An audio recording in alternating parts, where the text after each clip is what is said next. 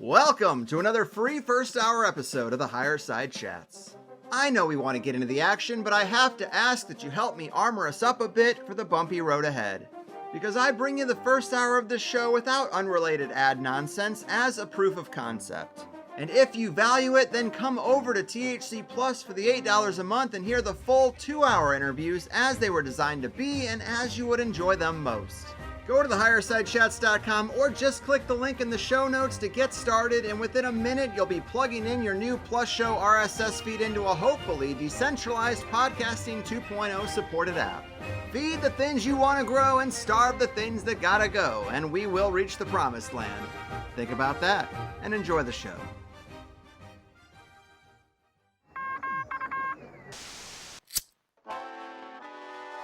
In the 1930s, President Franklin Delano Roosevelt addressed the nation through a series of radio broadcasts known as the Fireside Chats. His aim was to reassure the common man that our society would recover from its troubled times. Well, we're far from 1930, and I deal with a different kind of fire. For a new era of worldly frustration, we offer a fresh conversation. I'm Greg Carlwood, and these are the Higher Side Chats. Here we go again, Higher Side Chatters, back in the saddle from sunny San Diego. I'm Greg Carlwood, and so often we criticize the unsatisfactory aspects of the system, knowing exactly what it is we'd like to change, but we don't actually put any of it into action. Maybe we feel we don't have the time, or we think the things we want aren't popular enough with the masses, or that the superstructure is too absolute and our efforts are futile.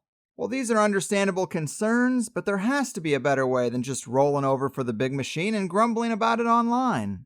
What we've seen since the start of the COVID era is such a huge unraveling of normal legal processes, the mass suspension of standard rights, and so much government overreach that if not now, when?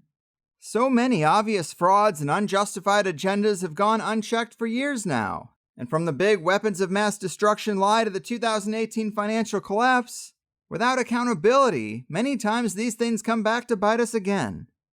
COVID has to be different. Mask mandates, forced closures of small businesses, stay-at-home orders, curfews, bans on gatherings, public and private, contact tracing, vaccine passports, travel restrictions, and the scary push to limit the rights of the unvaccinated.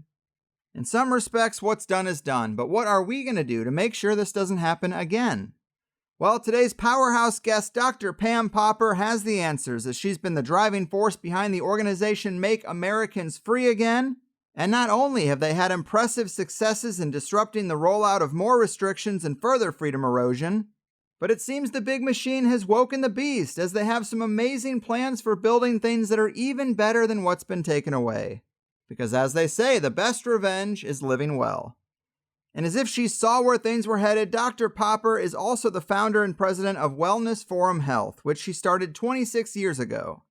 A company that gives people much needed resources to make informed medical decisions and provides them with the evidence-based health honesty that is so often lacking from the big pharma-dominated medical industry.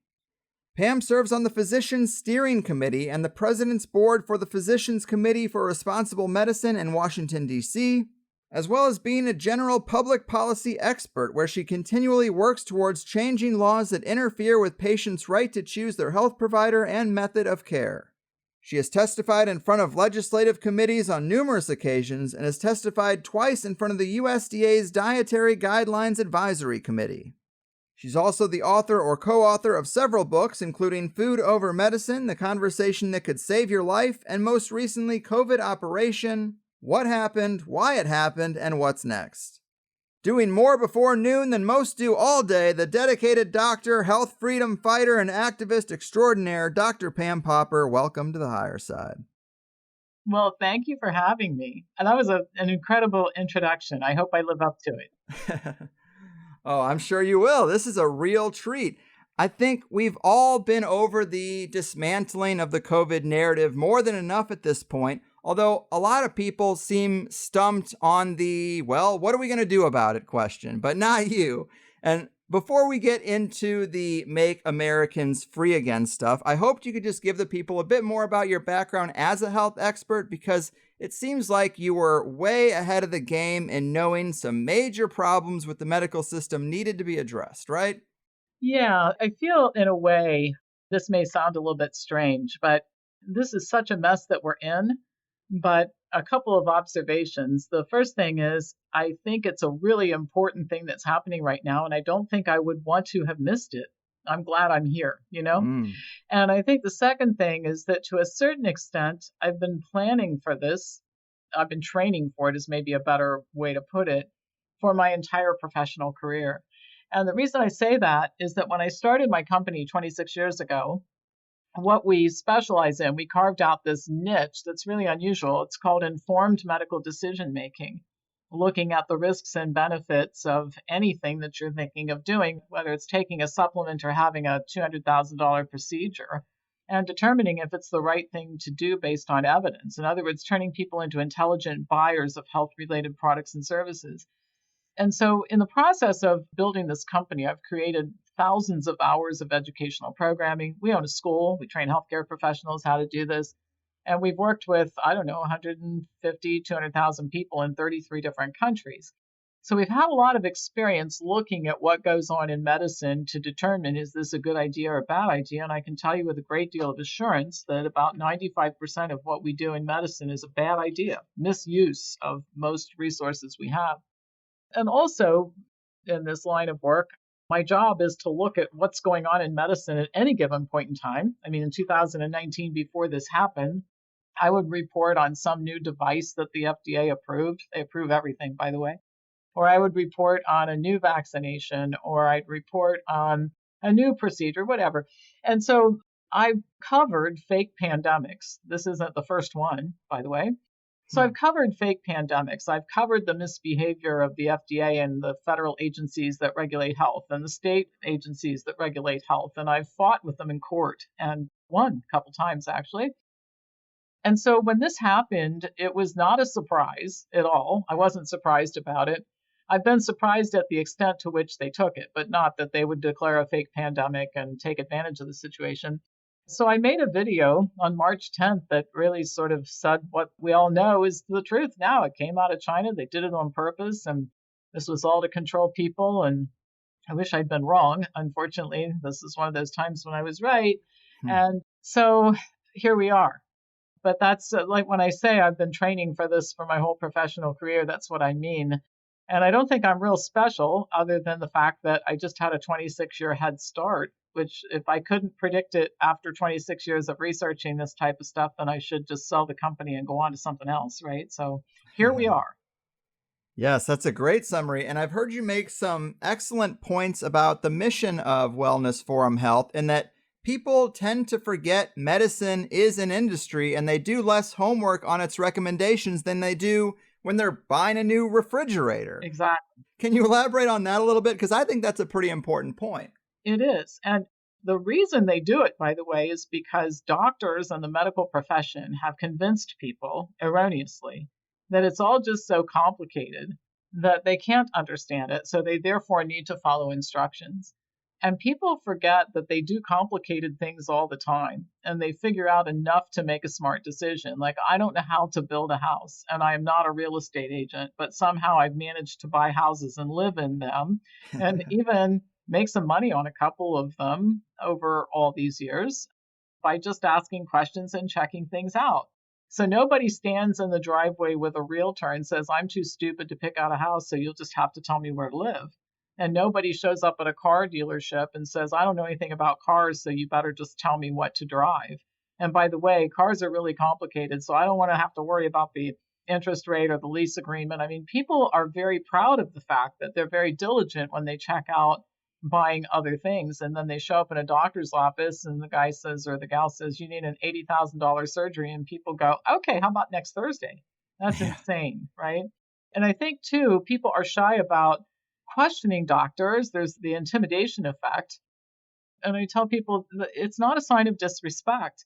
And I teach by analogy, by the way, so I'll probably use a lot of them during our conversation. But I've been in my current location for 16, 17 years, and I really like our landlord. Like, I've had an unusual experience. Usually it's people don't like their landlord so much, but I really do.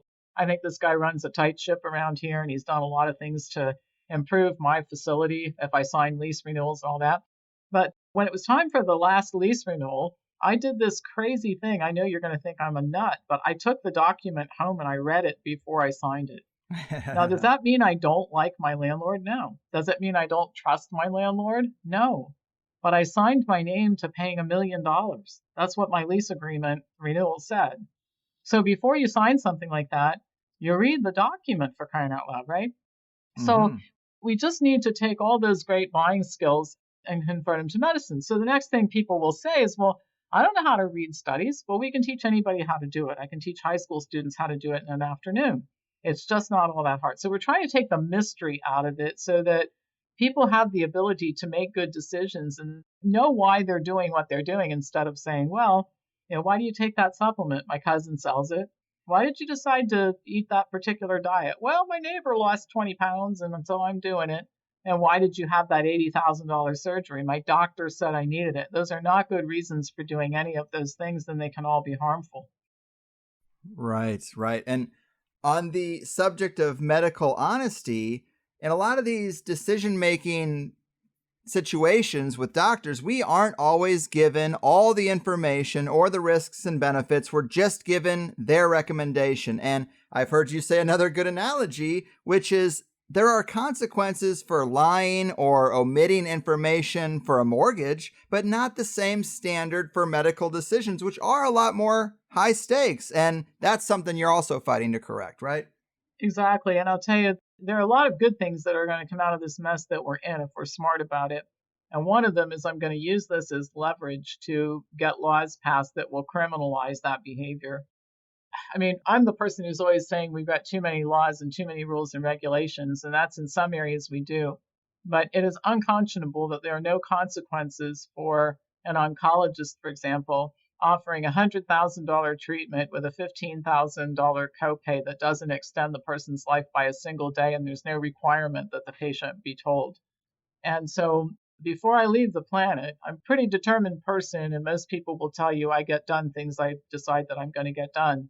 Before I leave the planet, we will have laws in place that criminalize that behavior. Because if it's against the law and you can go to jail for misrepresenting the interest rate on a mortgage, you certainly should go to jail for what I just described. Yes. Cheers to that. I love it. So, talk to us about the Make Americans Free Again organization, because this is really exciting stuff to me. How did it get started and how has it grown since its inception? Well, it's growing like wildfire now for a reason I'll tell you in a few minutes here. But so when this happened last year, I waited a while to see how things unfolded. And I'll just tell you, my process of doing things is different than a lot of people. And even today, different than a lot of what's going on. There's an awful lot of, and I have a term for it, I call it pants on fire. All right. So people pants on fire, hysterical, running around, waving their arms in the air. We have to do something, even if it's wrong. We just have to do something. So hire a lawyer, file a lawsuit. Let's go downtown and scream and holler and jump up and down and tell these people what for, and we'll chase the school board out of the building. And, a lot of theatrical running around, not getting anything done, by the way, but it might make somebody feel a little bit better for the next 15 minutes. I didn't do that. I put out videos every day. I started to talk about what was going on and tell people the truth about it. But I waited until July to actually make a move. And it was pretty well thought out. And part of it was I wanted to spend some time reflecting on how medical tyranny could have developed into this. In other words, it's been going on for decades. And medical tyranny, by the way, is you have to get a vaccine before you can work at the hospital, or a psychiatrist says to a parent, your 5-year-old's misbehaving, and if you don't give him Risperdal, I'm going to call Child Protective Services because children should be drugged. I mean, the partnership, an unholy partnership between medicine and drug companies and government has been escalating for a long time. All right. So what have people been doing, myself included, for the last 50 years, me for 26 of it, that got us to the place where it got worse instead of better? And this list of things I'm going to tell you about, people are still doing, as you will probably recognize. So people signed petitions and declarations. Well, the Great Barrington Declaration had 500,000 signatures, and I didn't see it set anybody free. You notice any government officials saying, well, now we've got 500,000 signatures, go free and take off the masks? Not so much. And then they go protest. Well, protests are social events, but the Germans had 1 million people in the streets of Berlin, And then they all went home and complied, and nothing changed. I mean, it got worse in Germany, not better. And I'm not saying protests make things worse, but protests don't solve this problem. And then people have this idea, I'll call my elected officials. Why bother? Your elected officials are the criminals that are doing this to you, right? And I've asked people, I've been on probably 300 of these kinds of programs, and I've asked people to show me one legislature last year that solved any problems related to COVID for the people who live in their state. Nobody can think of any. And even in Florida and South Dakota, it was the governors who issued orders that saved people from this, not the legislatures. They've been useless. All right, so calling your state representative, waste of time. Going in there and talking to them, waste of time. Writing them emails, waste of time. They never even see the emails. I've been in their offices when you talk about email, and they don't even read them. They'll ask their staff person, we getting any emails? Yeah, we're getting some. That doesn't mean anything. And then people, have this idea that they're going to prepare expert witnesses and scientific presentations. Well, that doesn't change anything. Have you noticed any of the criminals running this operation changing their mind after they look at evidence? No. I haven't, right? So you have to stop doing that. You have to say, listen, it's better to do nothing than expend your energy and your resources on stuff that doesn't work, because at least when you do nothing, you can think, and then you can come up with something that might work. So I thought, okay, here's our problem. We don't have any power to change it because we've never amassed the type of numbers that it takes to change it. That's problem number one. I'm going to come back to that in a minute. The second thing is we have to start filing lawsuits, but we're going to have to be smart about it because there was a lot of stupidity going on, still going on today. And it's pants on fire, let's go file a lawsuit, even if it's been done 1,000 times and failed. We're not going to take the time to read anything and figure that out. We're just going to file another lawsuit because our pants are on fire. That hysteria that I'm talking about is still going on today. It drives me crazy. So I looked at probably a couple thousand of these lawsuits, and they all shared the same characteristic pretty much. They're filing a lawsuit saying our constitutional rights have been violated. True story, that's accurate. But the government would show up and make a very interesting defense. Oh, we know, but we have no choice but to do it because there's an emergency. Well, you'd think after the first 1,000 lawsuits, people would stop making the claim, but we have about 5,000 of them now. Same claim, all right? And they're being filed every day. So I looked at that and I thought, the problem is there is no emergency. Why isn't anybody filing lawsuits claiming there's no emergency? Government officials know it and they're committing fraud. That would scare them a whole lot more than you're violating my rights because they don't care about that. They intended to do it. So I thought I got to find a lawyer who we can work with.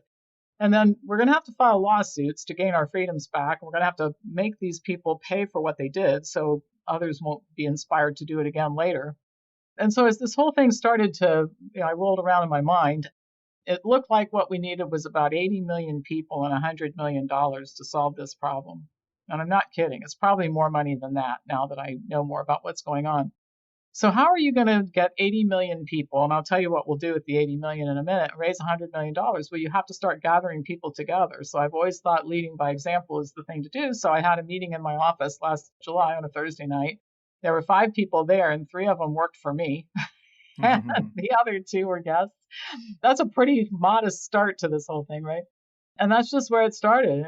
That's why we call them Thursday groups. I mean, a lot of them meet on Sunday or Friday, and that's fine too. But Thursday groups is where that term came from. And it just grew from there. And we found a lawyer, Tom Renz. A lot of people know who he is by now. And he had the same idea. Like, he'd been reading all these lawsuits and had the exact same idea that we could never win based on violating our rights. It would be challenging the emergency. So everybody thinks differently. I kind of think God's helping me here. So God sent me Tom, or Tom, I got sent to Tom. I don't know how that happened, but here we are. And then we started raising money. And then it spread outside of Ohio, went all over Ohio, spread outside of Ohio, and it just grew from there. So that's how it started. And then some other interesting things came up, and I want to tell you about what we're going to do with 80 million people and how we can leverage that. But I've been talking for a long time, so I should probably be quiet for a minute, let you talk. Well, that is a really great summary. And what I like about going through the website is you encourage people to start their own Thursday meetings, of course, and you help them with the planning and the agenda to make sure it's not wasted time. That's something I definitely wanted to highlight here, is the call to action and how the organization helps assist people in these meetings and how they're structured so that people kind of, if they're thinking about starting one or wanting to go to one, they know what to expect. Could you talk to us about that a little bit? Yeah, exactly. And it goes to the operation being disciplined. Okay. That's a word that we need to bring back into fashion in the United States, in my opinion. Discipline. Be great if we started it in schools, although right now we got to get kids out of school. We can talk about that too. Hmm. But we have to be disciplined about it. And so I'll tell you how these groups developed a little bit. Not only did we start congregating, but pretty soon it became apparent that it was important that people congregate with other people of like mind and make new friends, because a lot of us have lost friends and associates and all that. So that became something that was valuable about the meeting.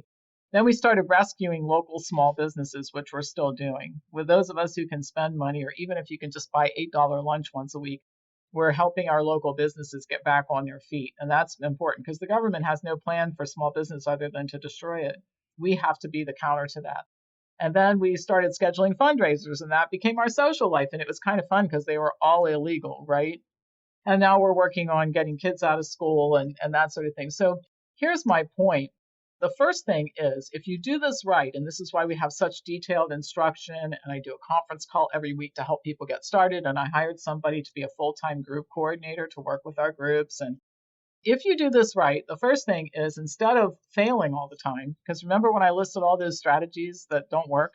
Well, if you engage in them, you fail and you fail and you fail and you fail. It becomes demoralizing. And so people just drop out and say nothing works. And then you have to go get new people. But if you start helping people succeed, then this becomes fun and they stick around and they bring friends and you start to win. Winning is fun, losing is not fun. The second thing is, so we're very disciplined about how you run the meetings and what we're allowed to talk about and that kind of thing. So a good example of how you can take a group of 100 people and reduce it down to 5, which is the opposite of what you want to do, is you start talking about gun rights and election fraud and politicians, because those are things that people disagree about. But when you say, listen, our rights are being violated and we're going to take them back through the courts, everybody says, I want that. Yeah. I want freedom from medical tyranny. I want to decide what I do with my own body and my minor kids. Okay, we all agree about that. Saving small businesses. Everybody likes that. Helping children not have to wear masks and stuff in school. Everybody likes that. Okay, so everybody's nodding their head yes. So we don't want people contaminating the groups by saying, let's have so-and-so come talk to us. He's running for governor. Well, half the people love so-and-so. The other half of the people don't. So now you're starting to have all this dissension. You don't need it. And in every group in which that kind of garbage has gone on, they've ended up just torching themselves. And so we call it pure MAFA. We're real disciplined about it. We discipline groups or get rid of them. If they won't adhere to it, they should just start a different kind of group. It's not us, right? This way, everybody has a great time. We are productive and we win. Okay. And we don't engage in the failed strategies. So people write to me and they'll say, you need to contact your legislators and get your group, going downtown to the state house. And first I yawn. And then I think about, am I going to spend any time on this? And if I have half an inkling to do it, then I go on my deck and lay in the sun and eat chocolate or something. It's a better investment of my time than calling these idiots who aren't going to do anything for us anyway. So we stick with winning strategies and we're very disciplined about how we run our groups. And that's why we have all those resources there. Well said. Yes, momentum is motivating, a very important factor in getting anything grassroots going, and obviously discipline as well. And let's talk about Ohio, because I've heard you say Ohio is a model state for this situation, and let us know why. And also that initial challenging of the emergency declaration and how it's been scaling up. Yeah. So first of all, people say, well, your strategy won't work because the courts are corrupt. Well, some of them are, but they all aren't. And I'll come back to that because that was a strategic decision too. But in any case, you can win when you file. All right. So here's what we know about Ohio. And some of Fauci's emails, there have been several Fauci email dumps, and one of them goes back to January of last year, and they were talking about Mike DeWine, our little emperor here. And I'm the one who coined the term emperors and empresses. They all use it now, but because that's really what they appointed themselves as, right? So anyway, why would Ohio be the model state? Why were they talking to Mike DeWine? Well, Mike DeWine at the time was a popular governor in a conservative Republican state. So he would play well on all the news channels. All right, Fox would have him, of course, but he'd also be great for MSNBC because here would be a popular Republican governor doing all this draconian stuff. So if you go back and you look at the timelines, and it's easy enough to confirm this, we were the first to lock down. We were the first to close schools. We were the first to close restaurants and bars. We were the first to start canceling major events. First to have a curfew. First to have a mask mandate that was universal. And first to have a vaccine lottery. So everybody, all of the emperors and empresses that are torturing the people listening to this, their inspiration came from our little criminal, okay? With that in mind, we knew that there was going to be a second lockdown. We even knew the date for it last year. We have some pretty good inside intelligence. And let me tell you what happened on August 31st was a very interesting day because over the summertime, as our little emperor became more and more popular, like he was the toast of all the Sunday shows, and everybody's telling him what a great job he's doing to protect our safety and all that kind of stuff. He escalated, and on August 31st, he actually announced, along with the head of the Department of Health, that they were setting up quarantine camps all over Ohio. He ordered every college and university to set aside space for it. And they were going to start locking people up. And he was so full of himself that he actually disclosed that the federal government was going to reimburse him on a per diem basis for every person he locked up. So it was financially incentivized. And I think people were pretty freaked out about it. So that was at 2 o'clock on August 31st. At 8:30 that night, Tom Renz hit send on the lawsuit. And then everything changed. We have never heard since that date anything about quarantine camps. The lockdown the second time around, every other state, not us. All right. He put a curfew in place from 10 to 5. So we sent people driving all over the state and we told them, go from 10 to 5, we want you out driving. And then we want you to go into police stations and honk your horns and the whole 9 yards. We couldn't get anybody arrested for violating the curfew. And it didn't take long for people to figure it out. So it was useless. If you went out at 10 o'clock at night or 1 o'clock in the morning, it was just like there was no curfew. Then he came out and he said, well, if any kind of business establishment has people without masks 2 times, then we're going to shut you down for 24 hours. So we had a statewide effort to send unmasked people into all kinds of establishments to try to get them shut down. Couldn't do it. The one time that he said he wanted to go to court over violation from a restaurant that never social distanced or no plexiglass masks, whatever, they didn't show up and the lawsuit was won by default. So we saw that just filing made a difference. And in fact, he set everybody free. He had started saying he was going to lock everything down for the summer in terms of canceling events. Like the Ohio State Fair is virtual, which is laughable. All the downtown stuff canceled. And then just with no notice, somewhat like Cuomo in New York for the same reason, we filed there too. He just comes out one day and says, go free. We're done. No emergency. And that was because he was due in court with us 2 days later and he didn't want to deal with it. So anyway, you can win by filing. And since that time, we filed more lawsuits, and they all go out the emergency in one way or another. But we have litigation in Maine, New Mexico, Ohio, Kentucky, Alaska, Hawaii. We're getting ready to file something in Michigan and in Texas. And stay tuned because this is going to be a big blockbuster. And we're peripherally involved in that Alabama litigation in terms of financial support. And that's what's going on, and that's the power of just having the lawsuits filed. And we're at the place right now where behavior changes as soon as we file. They know who we are, and they know that it's trouble. Wow, yeah, a little pushback goes a long way. It's like this whole thing started as 2 weeks to flatten the curve, and people just keep listening, and it boggles the mind because under normal circumstances, we all kind of agree, even across the political spectrum, that the general government is pretty incompetent. And after a year and a half of the same policies that were supposed to only take 2 weeks and just constantly pushing it further down the road, you would think eventually people would get fed up, but they just don't seem to. Well, I think they're getting fed up. I think that they don't know what to do. I mean, the problem is so much energy, and I can't really do anything about it. I just have to wait for people to come our way, but they certainly are now about the school issue. But the first thing is it's easier to do the stuff that doesn't work. I'm asking people to start a group, and you have to go talk to somebody, invite them in. You got to organize a small business rescue.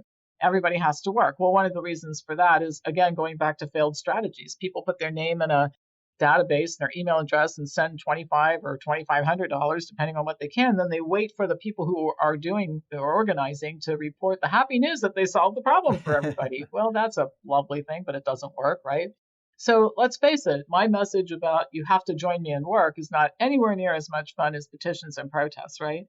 So I think there are a lot of people who are pushing back. The key is we've got to gradually gather them and get them marching in the right direction where they can actually have some success. Mm-hmm. Yes, and you mentioned Maine, Kentucky, and New Mexico, and Alabama, and Alaska. Anything in California yet? Seems like one of the easiest targets, actually. You know what's interesting is that some of the worst states were some of the last to start contacting us, and it's almost like they had to just wear themselves out. And hope springs eternal. So you got this guy in the California legislature who's introduced I don't know how many dozen resolutions, and he's a well-meaning guy. He just can't get anything done because the legislature has no power. At least the people who want to end this have no power in California.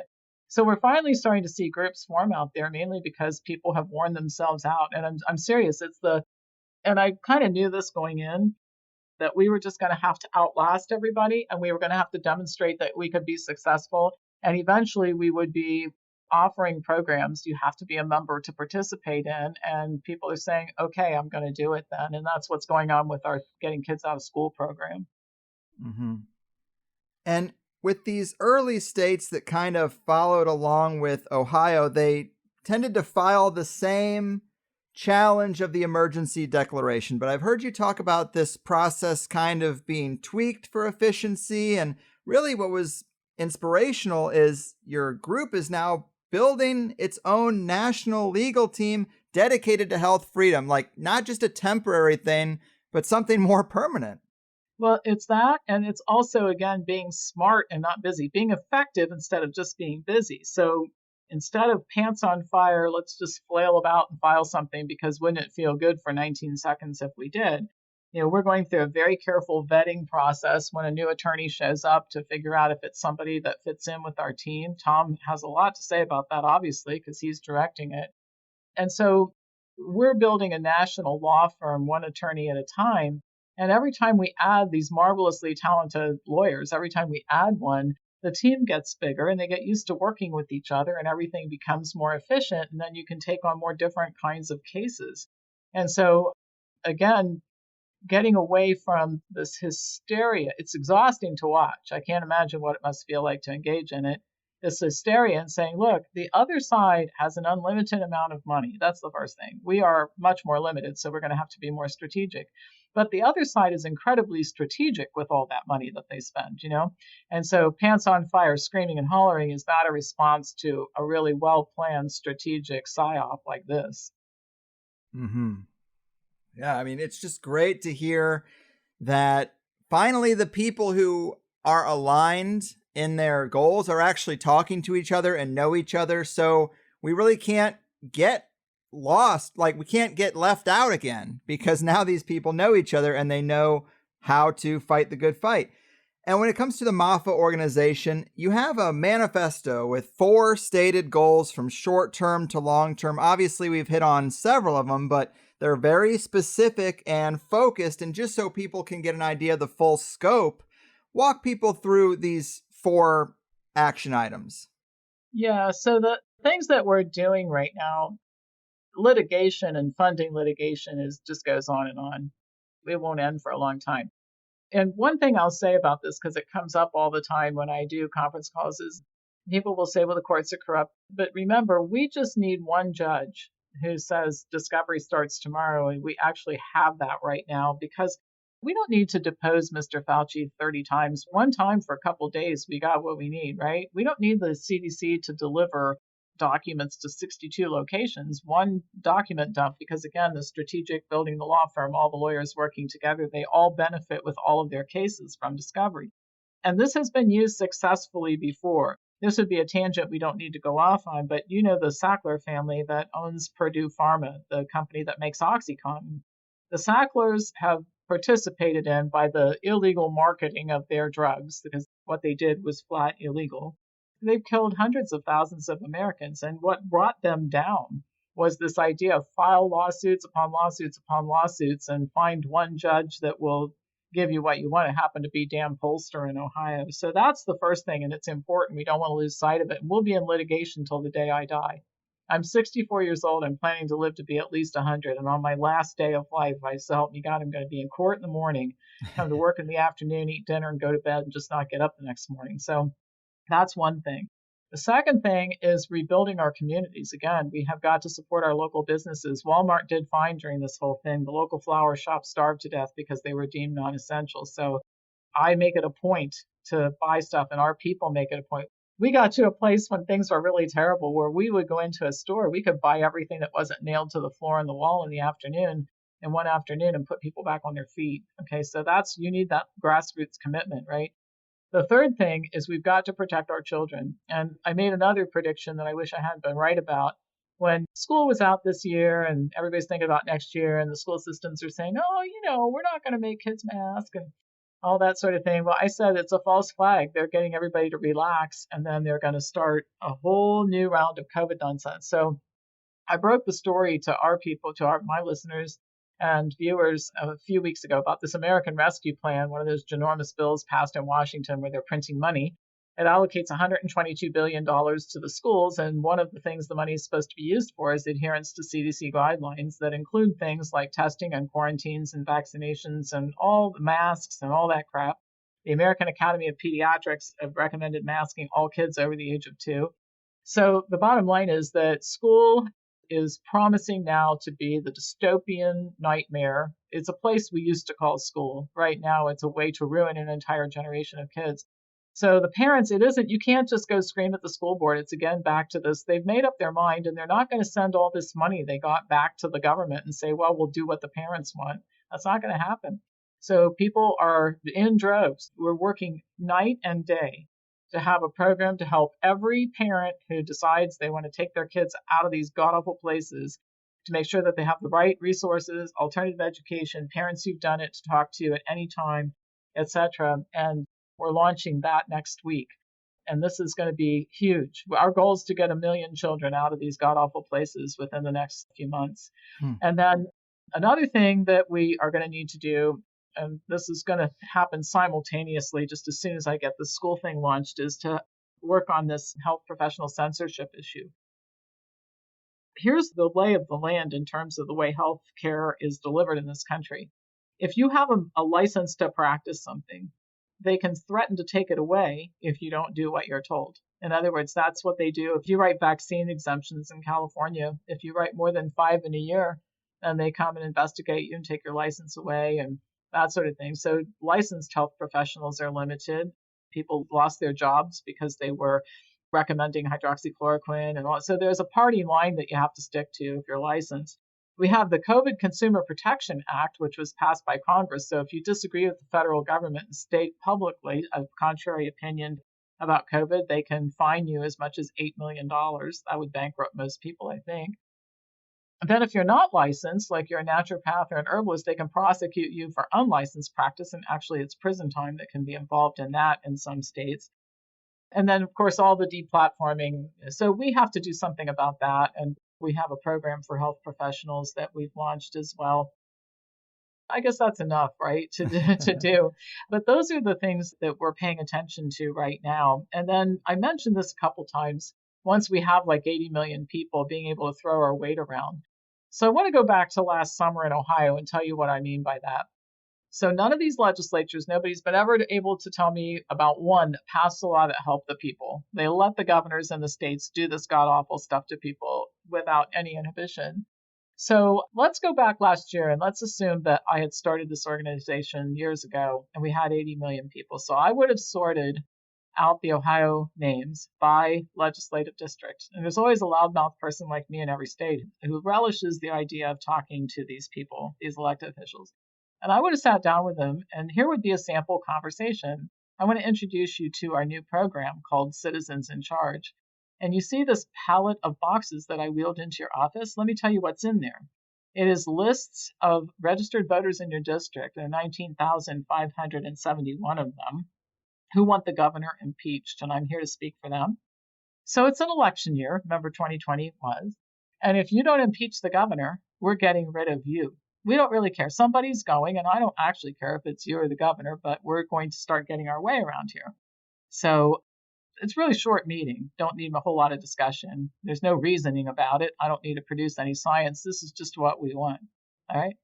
And if we had done that, we would have gotten this little criminal impeached and out of here. And that would have changed everything because this is the model state. If we got rid of him, other legislators might have been inclined to do it, or their own Make Americans Free Gun representatives could have been having the same conversations with their legislators because the only thing they care about is being there. Well, that's the one thing you can take away from them, right?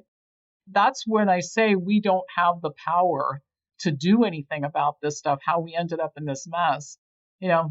That's what I'm talking about. We've got to get that kind of leverage if we're going to solve this problem in the long term. And by the way, to that point, I remember watching with abject horror one night a hearing in California in which the discussion was going on about mandating vaccines for school. 53 people went up to the microphone and said they were for this bill, 1,496 against, one at a time, and they voted for it. What does that tell you? It tells you that 1,496 people isn't enough to take one of those terrible people out of office, right? You have to have huge numbers, and that's the long term. That's how we keep this from happening again. They make one more move like this, it's over with in 6 weeks.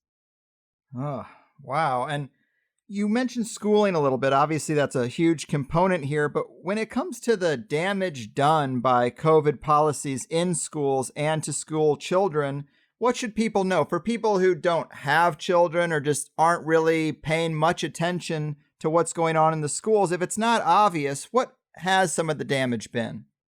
I think the biggest damage has been children have been taught to think that they could kill their grandma. I'm dangerous. The other children are dangerous. The teacher's dangerous. The environment's dangerous. And teaching that kind of fear to children is unconscionable. It's unconscionable. And it's very difficult to get over. It's like a form of PTSD. If a child's kidnapped or beaten or raped or something of that nature, they can spend a lifetime getting over it. And to give you an idea what those consequences look like, and then I want to talk about something that happened in Iowa that I think is really significant. Layla Sentner is one of our benefactors, and she owns this wonderful place in Miami called the Sentner Academy. It's a private school, and in addition to academics, they teach them life skills, and they work on emotional intellect and turning them into productive citizens, right? And she never did any of this stuff at her school. No masks, no vaccine requirements, no nothing. Okay, so last spring, she's always said if you're thinking of sending your child to Sentner Academy, the best way to figure out if it's a fit is to let the child spend a day in the type of classroom he or she would be attending. So this 8-year-old child, 7 or 8 years old, comes to dropped off by his parents, and he's put in the classroom. And of course, these kids are unmasked, and they're all doing what kids that age are supposed to do. They're working in small groups, and they're learning things and building things, if you've ever looked at a bunch of kids and the way they learn how to do stuff, right? So he's wearing his mask, and he sees these unmasked children, and he had a complete meltdown. His parents had to come and pick him up. So when you are in the 2nd or 3rd grade and the appearance of unmasked children engaging in normal activities causes you such distress that you have to be picked up and taken home, that gives you an idea of how damaged these children are. And as for, I was talking about this at the beginning of the summer because when the schools started saying, well, we're not going to force kids to wear masks, it was like, well, we'll give people exemptions, if you don't have to. Well, here's what happens when they do that. So there was a video that went viral. It's one of the saddest things I've ever seen. It's so despicable, and it just goes to what criminals these people are who are behind this, including the medical professionals involved in it. 5-year-old child in Iowa had 4 staph infections. The parents tried every type of mask that they could, and finally the pediatrician said, you can't put a mask on her anymore. She's going to die of these infections. So they gave her an exemption. This kid's in kindergarten. She's 5. So she goes to school the first day. She's unmasked. The kids who are masked and the adults bully her. All right. And it was so bad that the principal had to put the child in isolation in a room by herself where she spent the day. So can you imagine being 5 years old? You're in a room by yourself all day long. You eat lunch by yourself. Nobody's there. That would be pretty terrifying. Okay. They put her back in the classroom in a plexiglass box. She can't get out and they can't get in. And she became so hysterical, her parents had to pick her up. She's in therapy. Okay, this is what the schools are willing to do. What they're basically saying is that we will do anything the CDC or some government official tells us to do, including the outright harm of children. Get your kids the hell out of those places, people who are listening to this. You cannot allow a child to go there. Man, yes, it's definitely terrible. It's something that hasn't been on probably a lot of people's radar unless they have kids themselves. But as I've heard more about the damage to children, little things that maybe weren't obvious at first have cropped up and they seem pretty important. I mean, one example would be I've heard from childhood development experts that kids that are 4, 5, 6, 7 years old, young kids like this, they are subconsciously observing people around them and picking up on all kinds of things that are important for life, such as just proper ways to speak. And they're subconsciously looking at tongue and teeth placement with the people around them. And when your face is covered up, obviously you can't see that. And that's something that I never would have known if I hadn't heard from these people, but it's causing speech impediments and just all kinds of problems that might take years and years to reverse after just 1 year of this kind of stuff. And also kids dropping masks. I mean, you tell little kids that they're going to be punished if they take the mask off their face. Well, kids are doing kid things and they might drop it in a toilet or drop it on the floor, put it right back on their face because they're just scared of getting in trouble. And when some of these masks have been looked at, they're covered in bacteria, far worse than COVID, meningitis causing bacteria, all kinds of stuff. And that's a huge oversight when, again, as you say, the sky is falling, fear and panic, like we're missing the forest for the trees in many different ways. Yeah, and going back to what you said about being face covered all the time, one of the ways that kids gain some emotional intelligence is they learn to read facial expressions. So they can tell if they upset a child. Like, let's say a kid says something really offensive to another child, they can tell by the expression on the child's face that they offended that person. That's how you learn when you're a little kid, right? And also they can tell when something's going on, it makes somebody happy. And this is how they start to make sense out of the world around them. So the lack of ability to see facial expressions really is incredibly damaging to children. And the issue of sanitation and masks, we forbade masks in here for employees. I mean, that wasn't hard to do. Nobody here wanted to wear a mask. But one of the reasons why I did it was not just in defiance of the orders, that was part of it. But the other thing is that if you're in this building, for example, and I say you have to wear a mask, okay, so you have to take the mask off to drink water. I'd have to take the mask off to do this interview, or I'd be mumbling and you couldn't understand me. And then you have to take the mask off to talk on the phone and when it's time to eat lunch. And then what are you doing in between the times when you're touching this mask? Well, I'm picking up a pencil that probably 15 people have used besides me. And I'm going back to the file room and I'm opening a file drawer, right? So what are you picking up from all that stuff? You're picking up, I don't know, germs. I'm not afraid of germs. But the bottom line is that you're touching all kinds of things. Then you touch the mask and you put it back on.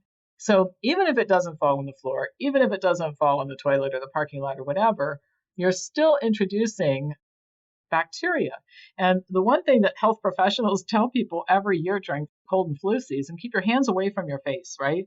And it's almost like everything that we would normally tell people if they said the opposite, and it appears to be a deliberate intent to make people sicker, not better. Because having your hands around your face all day long during flu season is nuts. Yes, great points. And I have some more questions about homeschooling, but while we're still in this first hour, I really want to ask you about the next pandemic and the justification for all this, because nobody likes it, but many people have been convinced that it is a necessary evil. And on this show, we've had plenty of guests in the last year talking about mask science, 99% survival rates, PCR test inaccuracy, and assumed infection for anyone with symptoms or anyone who died with the sniffles, all that kind of stuff. I think if you were paying enough attention, you could calm yourself down with the data pretty easily, pretty early on. But a lot of the points people make are kind of COVID specific, and I want to ask you about this paradigm of health and pandemics in general, because I worry that this could happen again, and it might be with something that sounds a lot more scary than COVID. What would you say to people about the whole concept of virology, viruses, pandemics, and their health to mentally armor them up against future narratives that might be presented as even deadlier? Yeah, and I think, there's a couple of points you bring up that I think are real important. And one is that public health has damaged itself so much that one of the issues will be that if there is ever something that we really should be concerned about, like we should actually stay inside and not go out, I would say a good 2/3 of the country is going to yawn and go on about their business, and that could be disastrous. But that's not likely because actually viruses have been around forever. In fact, 34% of our DNA is viral. So if you think you're going to avoid them somehow, it's impossible. Staying home doesn't help. In fact, one of the funniest things that happened was when Andrew Cuomo, during one of his press conferences, was showing a chart that showed that 66% of the hospitalized people were people sheltering at home, not going anywhere. And then at the top, the sign said, "Stay safe, stay home." The irony, just you can't help but notice that, right? But viruses have been around forever. And what you want is exposure. In other words, the faster it circulates and goes through the community, the faster you reach herd immunity.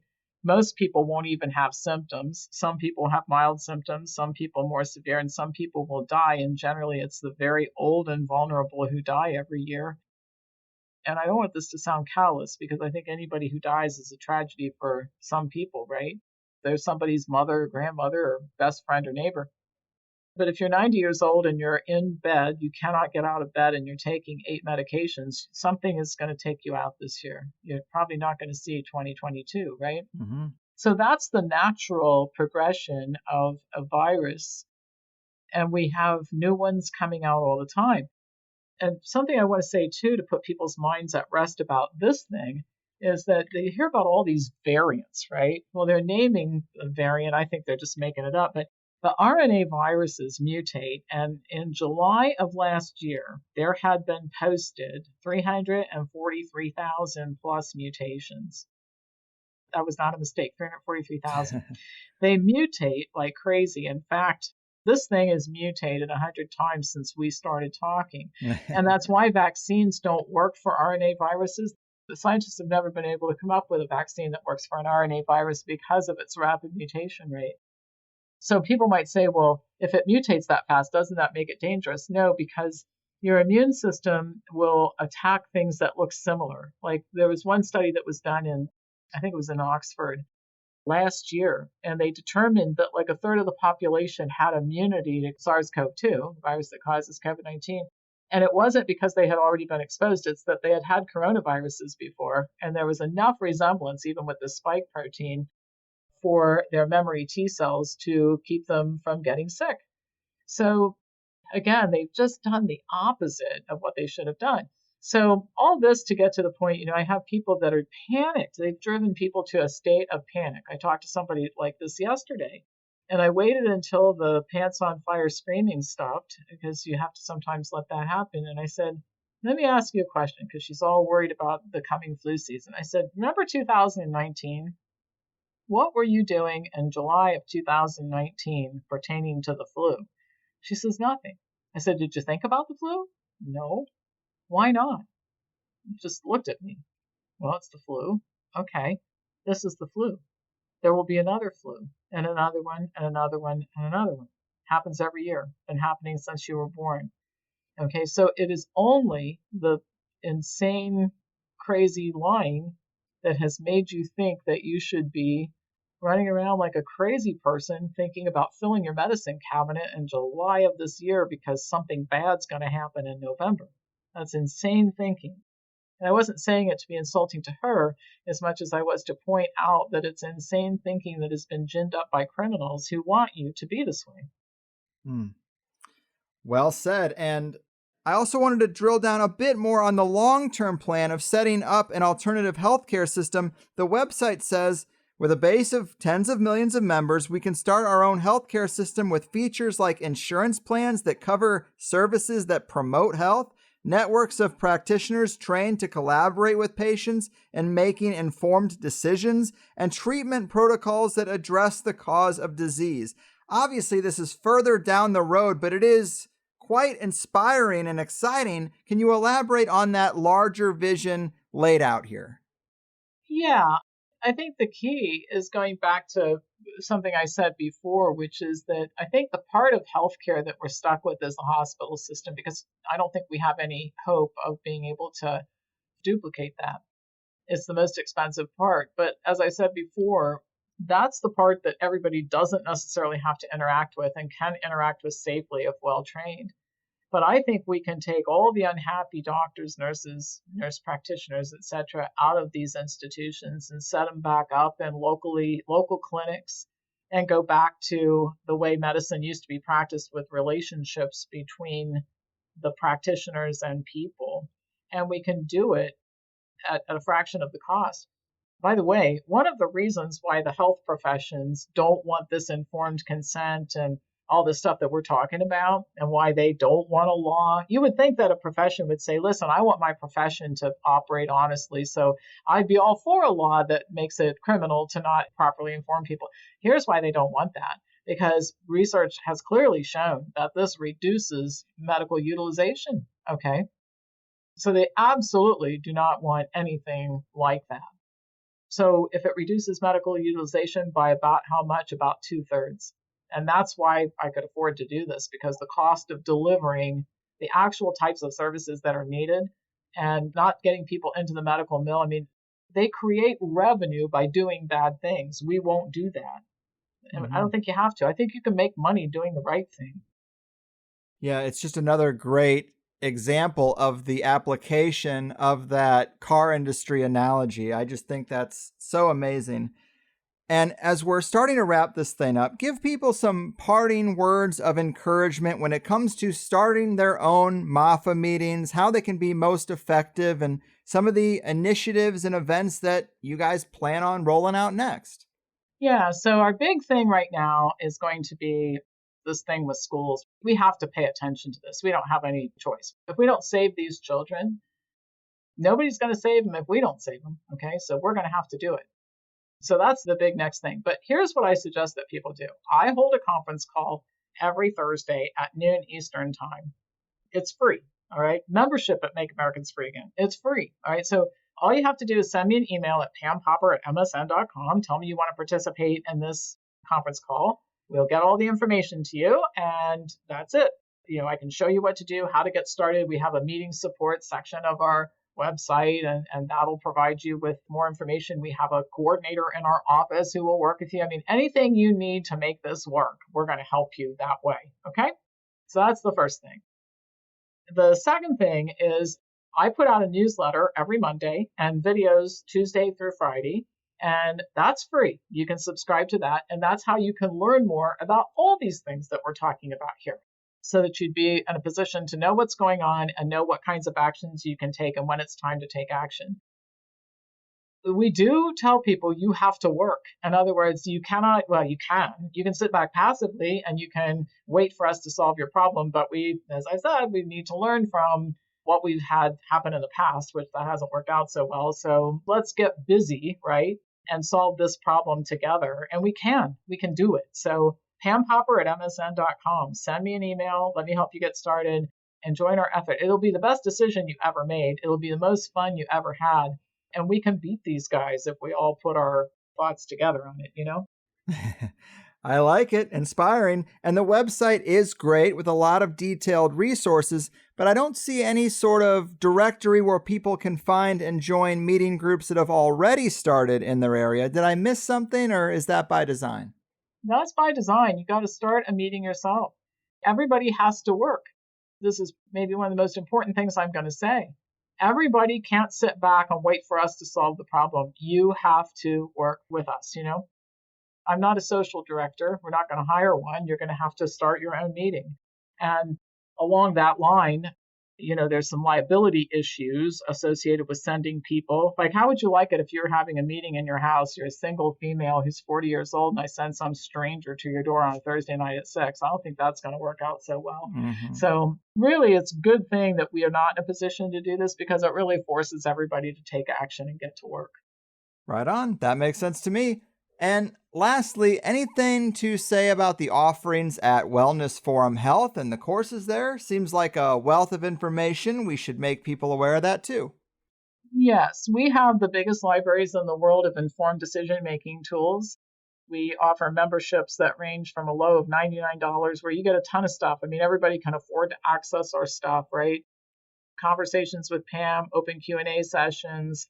We have rich libraries of videos, 2,000 referenced articles on everything from kidney stones to stage 4 cancer and so on. And so, ton of resources here. We own our own school too. So if you want to be in the healthcare business and you're not, we can help you transition to being in the healthcare business. Or if you're in the healthcare business and you're really unhappy with the way it's going for the reasons that you and I have been talking about, then consider training with us also.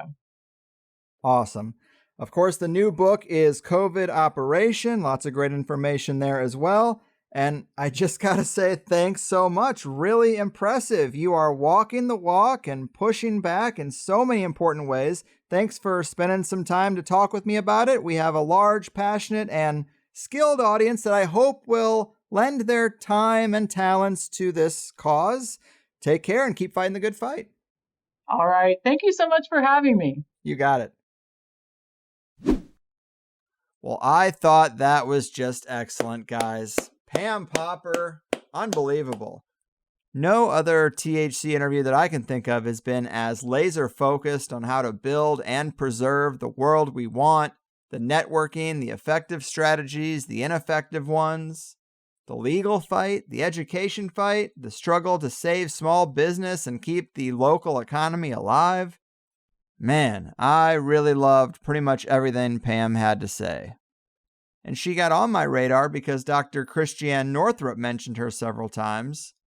And I do have a pretty long list of people whose work I need to check out. And I was kind of close to overlooking Pam's work with MAFA because of that political association.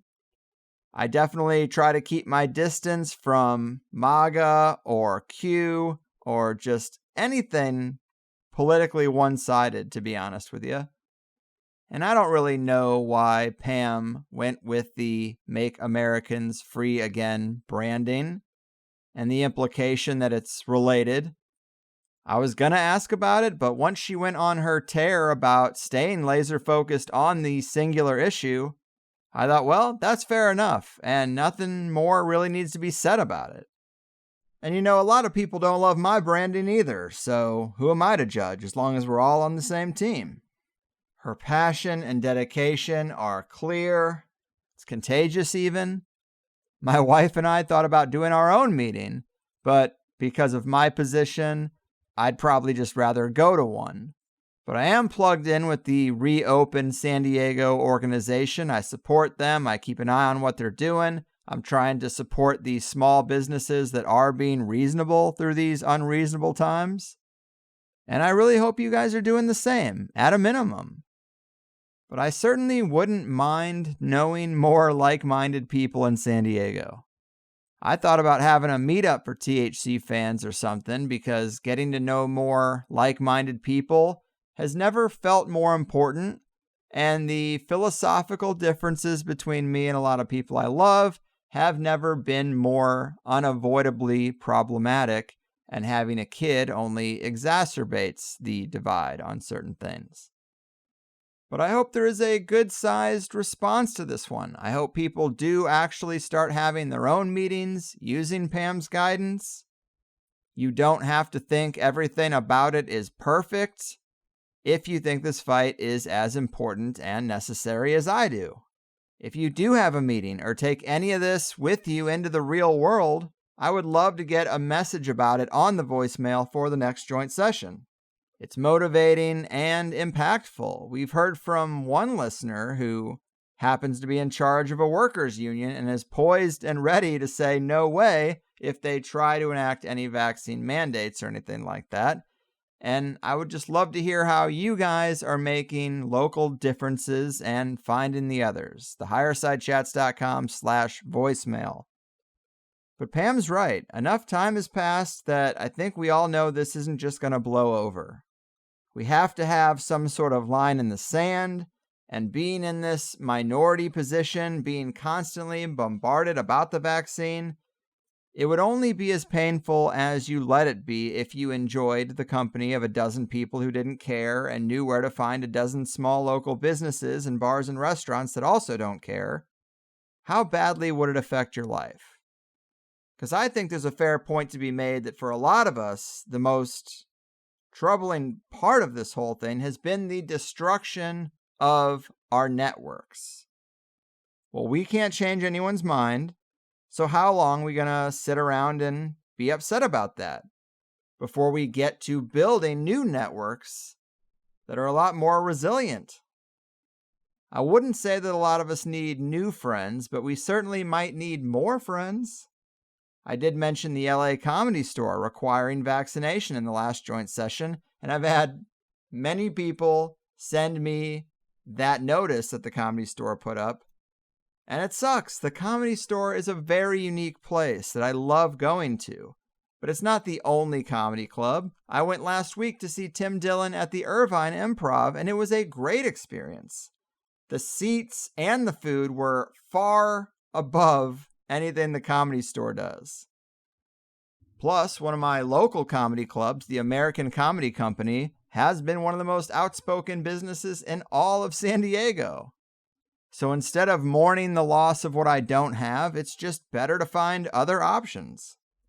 If those better options are already fighting the good fight, then expect them to continue doing that. And with your backing, they'll feel even more emboldened, and they will survive. I like the framing of building networks that can't be taken apart. There will be no guessing next time if your friends really have your back or if your favorite hangout spots are going to comply. The legal framework is probably the most exciting example of that, but building back better is not just a vague platitude for Joe Biden to slur and stumble through. We can do it too. Who are you going to support? What are you going to contribute? These are two real questions for a lot of us to take seriously, because this wasn't just 2 weeks to flatten the curve. It's more like 2 years to break the community. So if you're going to have a Thursday meeting in San Diego, email me, and I'll probably be willing to attend. If you're in San Diego, stay tuned in to the Reopen San Diego group and their events. There are websites and groups that are cataloging the businesses that are fighting back or just fighting to stay open. And I probably shouldn't give links here because there are snitches in the world and we only need one to ruin our time. And sadly, we got to account for that. But once you find these networks and these lists of businesses working in the underground, you're in. So be savvy with your searches and ask around. But tons of great stuff today. Pam is an awesome guest. She clearly does this a lot. If you only heard the first hour, in the second hour, we talked about swine flu as a test run, the latest data and numbers regarding the COVID vaccine damage. She told us about a whistleblower lawsuit affidavit claiming 44,000 deaths so far, not 11,000. And the very next day, I think I saw something from the Children's Health Defense Group. So I think there might even be more to say about that now than when we recorded. But we also did some profiling of the guilty parties and key players that Pam talks about in her book. We discussed Fauci during the AIDS situation, the consequences of just going along to get along, cancer industry testing scams, that was insightful, homeschooling facts and myths, and MAFA's small business rescue plan. So as much as you liked the first hour, you need to know there is just as much that you didn't hear in this episode and every episode. Sign up for the Higher Side Chats Plus at thehighersidechats.com. Support the mission, get more for yourself, get lifetime forum access, and your own private RSS feed. It all sounds like a win-win to me. Definitely let Pam know if you appreciate what she's doing out there, Start your own meetings, reach out if you might be interested in a local San Diego get-together, and we'll see what happens. Thanks for listening. I've done my part. Your move, architects of the agenda, soldiers of this medical tyranny, and go along to get alongers. Your fucking move. Well, they tie that yellow ribbon round the oak tree. They've worn out all the prayer in their hearts. All along thought they were rooting for the home team as they're sent to the game and torn apart. We twist this tourniquet upon the pipeline that he carries all the pain in the world. As we blindly clap and cheer from the sidelines, it's clear on a losing streak from the very start. And that's where they found me, in the cemetery. A smoking gun in my hand, now I'm down for the land of the free. THC, the American scream.